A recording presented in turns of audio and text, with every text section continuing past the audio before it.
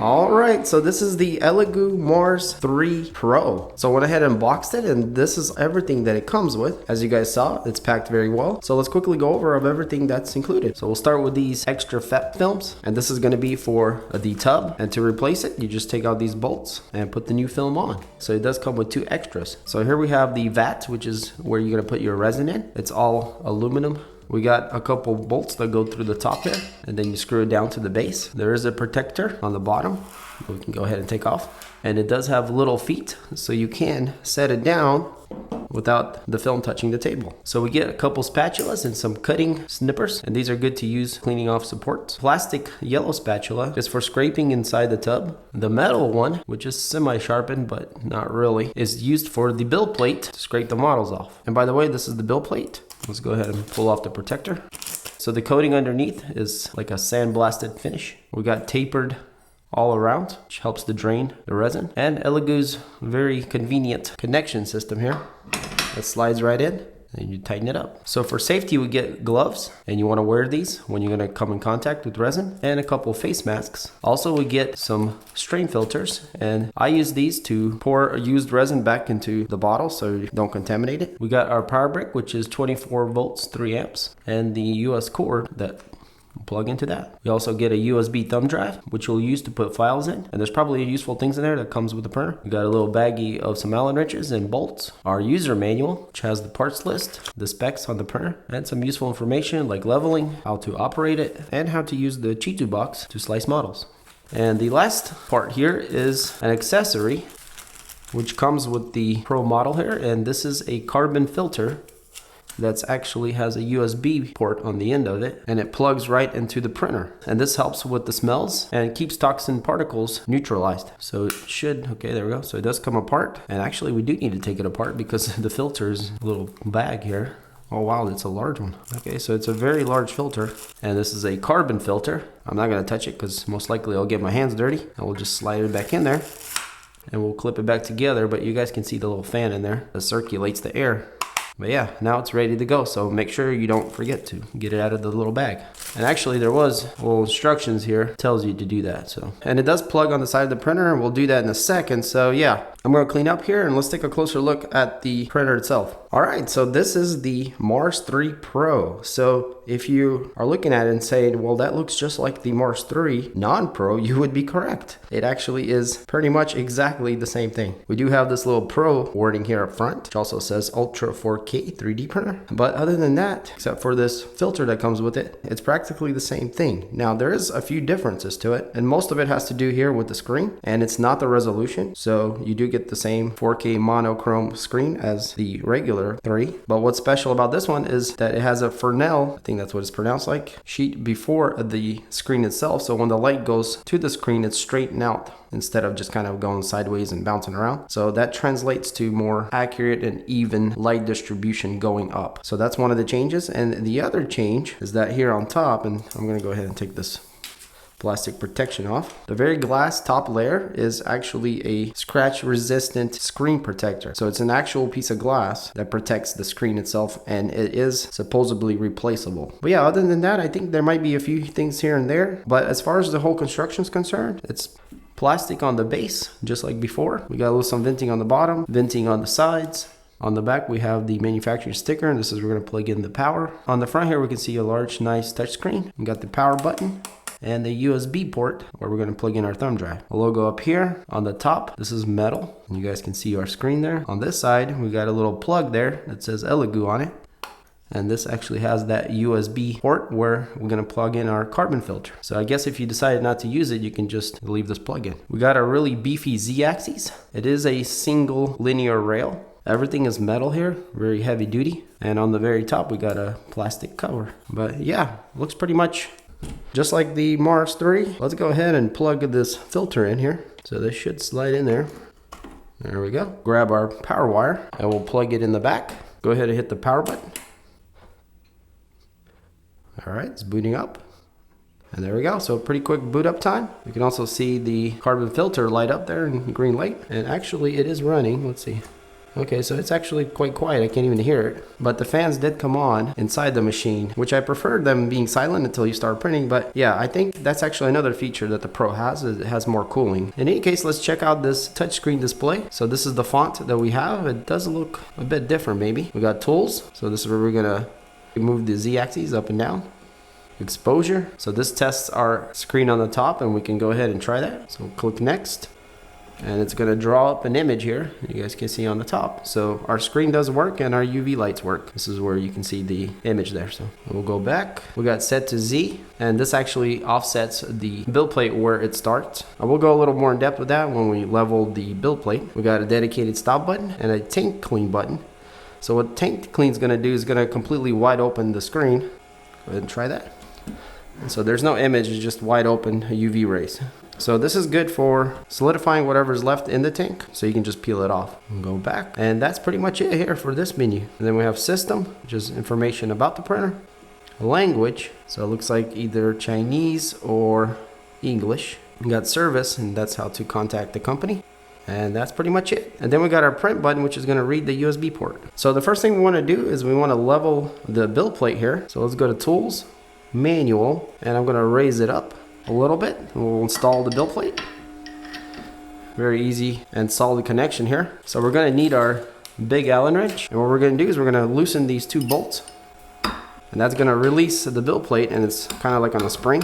And then I'm going to grab this manual and maybe choose about 2-3 pages, probably go with 4, and this is what we're going to use to gap the build plate to the screen. So we're going to click home, and that's going to bring it down, and you guys will see it'll compress down.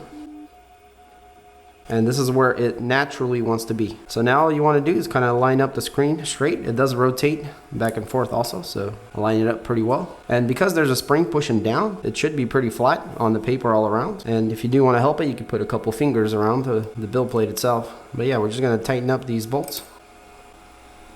So this paper should just slide out. And I think we're looking pretty good. Now, one thing to remember, if you do start printing and you start having like a elephant foot, you know, just add more paper to set the gap higher. Or there's another way you can do the offset. So let's go ahead and bring this up. And that's this set to Z. So I brought it up this much, but you could have brought it up just a 0.1. And then when you hit set Z, it'll confirm this position to start with. So it'll still home down where we put the paper, but it'll start the print whatever we set the offset to. Like right now we're setting it with this huge gap. So let's go ahead and confirm. Even though we click home, it's still going to go back down to where we set it with the paper. And to demonstrate that, let's go ahead and plug in our thumb drive. By the way, it does have a little light that glows. And we'll go back, we'll click print. We'll see if there's any available models. So we got a couple Rooks. So let's go ahead and start that. And you guys hopefully will see here that it should start pretty high up. And so as you can see, it's going up pretty high because that's where we set our offset to 0. And there we go. So now it started. Hopefully that made sense. I'm going to go ahead and stop this. Now I'm going to go back to the manual, home it, and just looking at it eye level, I can see that it's a little bit too close. So I'm just going to go ahead and raise it 0.2 millimeters. I think would be great because I can see the little crack all around. And then I'm going to set that as our new offset. And there you go. It's as simple as that, guys. And that's how you level the bed. So let's go ahead and raise this thing up quite a bit, and we'll install our VAT. And by the way, we do have a little max there, and you don't want to go over that because once the build plate goes in it, it's going to add more volume and can overfill. But yeah, these little feet here that sit, they also fall right into the base. So it's really easy to line it up. It literally falls into its place. Then we're going to tighten the 2 knobs on each side. And just like that, guys, we're ready to print. All right, so we're gonna use some Elegoo water washable resin, and this is ceramic gray. And I love using water washable because it's much easier to post-process. And if you're just getting started, I definitely recommend starting with this, as the cleanup process only requires water. And also at this point, I should mention that you wanna take all the safety precautions. Make sure you're in a well-ventilated area. And if you're gonna touch the resin, make sure you wear your gloves, and also wear a mask so you don't breathe in any kind of particles. So since I'm just gonna pour the resin in, not come in contact with it, I'm not going to put my gloves on. And also you do want to shake up your resin really good so all the polymers mix up nicely. And then we're just going to pour in the resin right into the tub. And you guys probably can't even see it from that angle, but so yeah, maybe that's a little better. So all we got to do now is go back to the print button, choose the rooks that we found that were included with the printer, and it will start printing. Push play. And we'll take a closer look at the screen here in a second. Alright, so we are in the resin and everything looks good. So the first few layers are going to be quite long because it tries to solidify it to the build plate, and then after about 3-4 layers it's going to go much quicker. So let's take a closer look at the screen. You guys can see here we have a preview of what layer we're printing at the moment. We got the progress bar, we got 1%, and this is pretty tiny letters here, but we have the file name, and then we got time remaining, time passed, which is 3 minutes, and the layer we're on, which is 4 out of 1000. And we have a stop, pause, which we're going to try out here in a second, and settings. If we click that, we can see we got bottom layer, and that's the first 5 layers at 30 seconds exposure time, and then after that we got 2.5 seconds for the whole print. So yeah, and you can adjust this by just clicking on it and then setting your parameter. But yeah, pretty simple and quite intuitive UI, and the screen is not too big, but it's, you know, pretty easy to push everything that you need. And you guys can see here we are now doing 2.5 seconds, so it goes down 1, 2.5, and then it goes up. So yeah, it should be boogieing along now, and we got about 2 hours and 45 minutes left.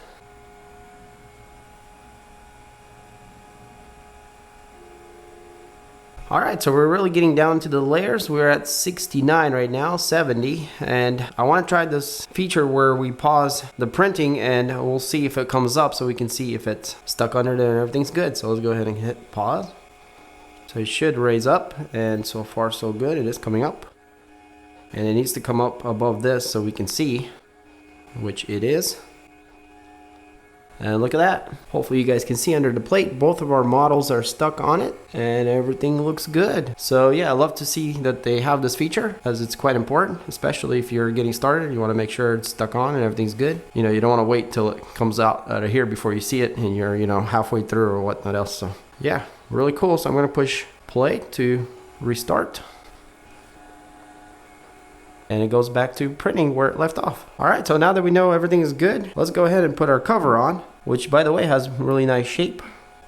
And this is going to help us minimize smells coming out of the printer, especially with the filter in there, but also keep any kind of unwanted light going inside. So we're going to let the rooks print out and we'll see what they look like. Alright, so it looks like our print is done and successful. And by the way guys, when I open the lid, I practically don't smell anything, which is quite incredible. Normally, you know, we have some kind of smells, but yeah, it looks like this carbon filter here on the side is doing an excellent job. Now the washable resin also helps with that. Alright, so I got a few things prepared here, like this sheet, spatula. I'm gonna go ahead and put on at least one glove. And also guys, I have a little tub of water here. So let's go ahead and release the plate. And this is quite simple. Just slides out and we can see our little rooks on there. And by the way, the printer does say it took 2 hours and 51 minutes to print these guys here. So yeah, all we gotta do is break them off the build plate, which shouldn't be too hard. Let's see how easy they come off. Well, they are stuck on there pretty well actually. Alright, so that was a little bit violent. Let's hope the other one comes off easier. Yeah, we need to add a little bit more gap between the build plate and the screen. And if we look at the rook a little closer on the bottom, it does appear we have a little elephant foot. So now it could be, you know, just a good finish here and it's sticking really well, but I think it might be a little too close. So we did scratch the build plate a little bit. That's okay. Don't worry about that too much, as it doesn't really affect it as long as they're not deep. So since I'm going to continue printing, I'm just going to put this back in the printer. And because we printed in water washable resin, we can just have like a tub of water like we have here and go ahead and just put them in there. And they will start shedding all the extra resin. Now you do probably want to kind of stir them up in there a bit so the extra resin gets released easier. And once you rinse it off really well, we've got this little towel here that we can kind of soak up the water. And now all we got to do is leave them out to dry. So you don't want to put this in direct sunlight, but somewhere, you know, where there's sun rays in the shade. So like near a window, but not in direct sunlight. And in about a day or so, they will cure up nicely. Now it is better and easier to have a wash and cure station for this process, and Elegoo actually has a really nice kit called the Mercury Bundle X, which I do have a video of, and I'll have a link here popping up somewhere today. You can check it out if you are interested. So yeah, I'm going to go ahead and clean this up, print some more models, and take a closer look in more detail of how they turned out. Alright, so we're at the computer. I got the thumb drive plugged in. Let's go ahead and open it up. So we got a few folders inside. We got the manual in PDF form, and these are all the specs of the printer. So yeah, this could be quite useful to go over and check it out. And actually it does show us here how to set up the printer from Box. So here we have a folder that says model, and this is the roots that we printed out, and they include an STL file of it. Here's some kind of text file with some kind of code on it. And the last folder is the slicing software for Linux, Mac, and Windows. So I'm going to be using Mac, and I already have the slicer installed. So let's go ahead and open it up. And this is what it looks like. So it's not very complicated to use. We're going to click on settings, then click add new printer, click on Elegoo, find Mars 3, push OK, and all the parameters will be automatically set in. And you can fine tune it to your liking or adjust it. And under advanced, we have anti-aliasing and image blur turned on. So I guess we'll just leave everything on the way it is. But yeah, simple as that. Our parameters are set, and we can see our resolution here. And we can add the name Pro in here to our naming. All right. So the slicer is not too hard to use. Let's go ahead and throw in an Eiffel Tower. Zoom in a bit here. So on the side we have hot buttons we can move, and if you just click the model you can move it around also. So you have individual axes, put on plate, center it, and reset. Under rotate also you can rotate it by just dragging these little circles, or you can do it by 45 degrees and whatnot else. So, and then scale our model here by percent or millimeters. And since we know we have 175, let's go ahead and do 174 on the Z and see if we can print the full height. Yeah, you can also click scale to fit, and that'll go maximum size. And you also have a mirror button here where you can duplicate and mirror model. So on the very top we got buttons, and there's a few that are pretty useful, which auto layout might be one of them if you have a lot of items. We got also hollow, so this is going to hollow the inside of the model so it's not solid. And then we got dig hole, which is great for draining the resin out. Now all the way to the right we got a couple tabs here, and the tab we're on shows the file that we have, and then the settings here where we added our printer. But if we click on this tab here, this actually goes into support mode, and you can do all the little supports here to the model. I'm just going to do a little quick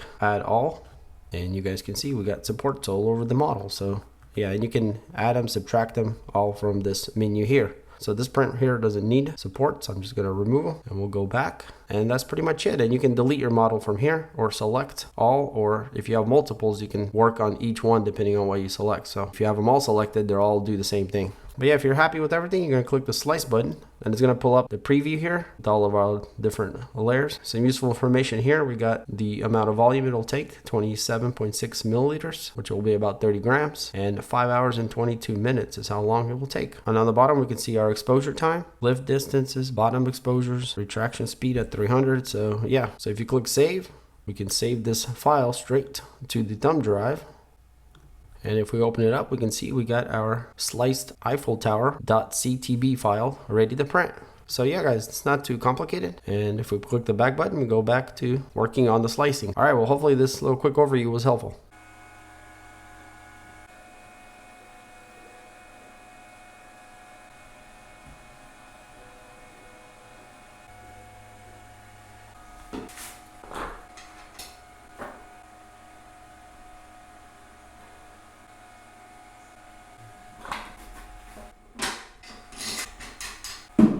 Alright, so these are the prints that we printed, and overall the printer performs well and is very detailed. So we have the two rooks that were included with the printer, the Eiffel Tower that we sliced, and I also sliced a few other prints there that we'll look at. So the rooks are the same. Let's just look at one of them. So the bottoms do look nice, had a little bubble there, but yeah, if you guys look at the lettering, you can see how sharp everything is. So there's a helix inside with some stair steps. And yeah, everything looks good. The only thing I see is some sagging here and layering. That probably needs to be adjusted, or it's possible that my resin is getting kind of old, as this is an old bottle that I have. On the top we can see lettering, and it's extremely crisp. So yeah, this printer with the 4K mono screen is doing an excellent job. So the Eiffel Tower is the full height of what this printer can print, and it turned out alright. Again, I'm thinking it's my resin, but starting here from the bottom, it stuck on nicely. It didn't pop off. A little closer here to one of the corners, you guys can see very nice detail. The railing is all there, nice and straight. We do have a little bit of sagging between the layers, but overall really good print. And over here you guys can see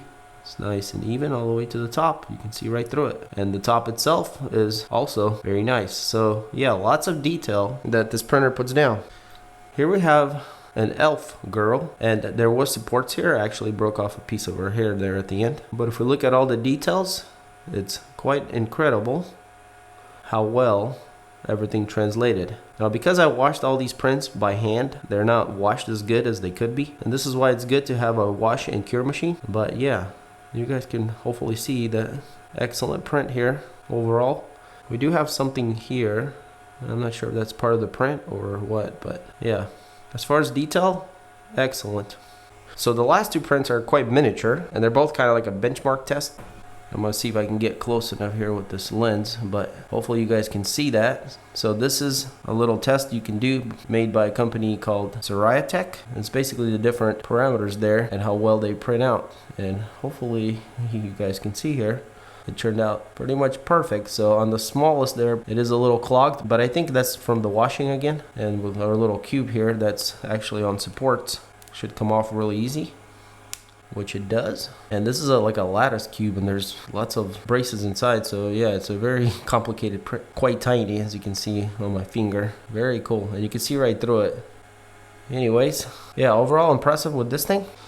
And the last print we got is ultra miniature, so I would need like a macro lens to show you guys this, but I'm gonna see if I can get somewhat close here. So this is a test by Ameri Labs, hoping to hit focus on this thing, and yeah, you guys hopefully can see. I'm going to try to crop in post-processing, but yeah, quite incredible how even those little details, those hairs, turned out on this little tiny print.